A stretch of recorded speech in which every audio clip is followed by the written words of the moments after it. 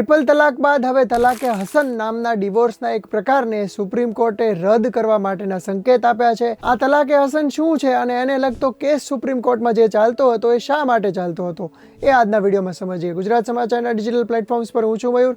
આજે વાત કરીએ તલાકે હસનની। તો મિત્રો, સુપ્રીમ કોર્ટમાં એક કેસ આવ્યો, Benazir Hina versus union of India. આ કેસ પ્રમાણે એક મહિલાનો આરોપ છે કે એના પતિએ એને વકીલ દ્વારા એક નોટિસ મોકલી છે અને આ રીતે એને ડિવોર્સ આપી રહ્યો છે। ડિવોર્સના આ પ્રકારનું નામ છે તલાકે હસન, કે જેમાં પતિ પોતાની પત્નીને મહિનામાં એક વખત તલાક કહીને 3 મહિનામાં 3 વખત તલાક કહીને ડિવોર્સ આપી શકે છે। તલાકની આ પ્રક્રિયા પુરુષ અને સ્ત્રી બંને દ્વારા થઈ શકતી નથી, પરંતુ માત્ર પુરુષ દ્વારા જ થઈ શકે છે।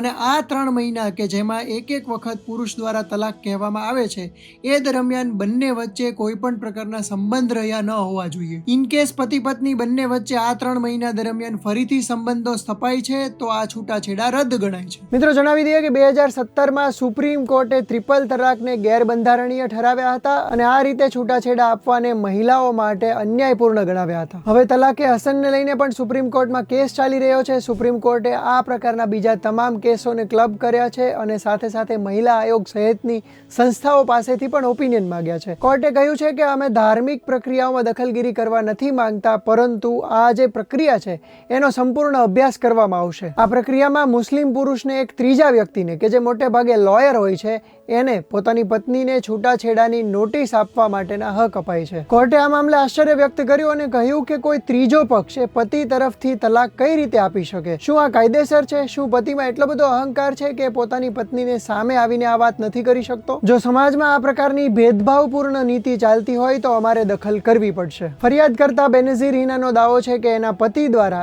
એની પાસેથી દહેજની માંગણી કરવામાં આવી હતી, સાથે ફિઝિકલ અને મેન્ટલ અબ્યુઝ થયાનો પણ દાવો છે। મહિલાએ કહ્યું હતું કે એને અને એના બાળકને પાસપોર્ટ સહિતના બીજા ઘણા બધા ડોક્યુમેન્ટ્સ તૈયાર કરવામાં પણ મુશ્કેલી પડી રહી છે। સુપ્રીમ કોર્ટે મહિલાના વખાણ કર્યા અને કહ્યું કે અમે મહિલાની બહાદુરીને સલામ કરીએ છીએ, તેણી પત્રકાર છે એટલા માટે આ પગલું લઈ શકી, પરંતુ દેશની બીજી મહિલાઓનું શું? 2025ના આ સમયમાં આપણે આવી પ્રથાને પ્રોત્સાહન કેવી રીતે આપી શકીએ? શું આ પ્રથા મહિલાઓ માટે સન્માનનીય છે? આ મામલે કોર્ટે national commission for women, national human rights commission અને national commission for protection of child rights આ તમામના મત પણ માગ્યા છે। 2019થી ચાલતા આવતા આ વિવાદિત કેસની સુનાવણી આગામી સમયમાં મોટી બેન્ચ દ્વારા કરવામાં આવશે અને ત્યારે આ અંગે ચુકાદો આપવામાં આવશે। તો મિત્રો, તલાકે હસન અને આ વિવાદ વિશે તમારું શું માનવું છે? અમને કોમેન્ટ કરીને જણાવો અને આ જ પ્રકારના ઇન્ફોર્મેટિવ વિડીયોઝ જોવા માટે ગુજરાત સમાચાર જોતા રહો।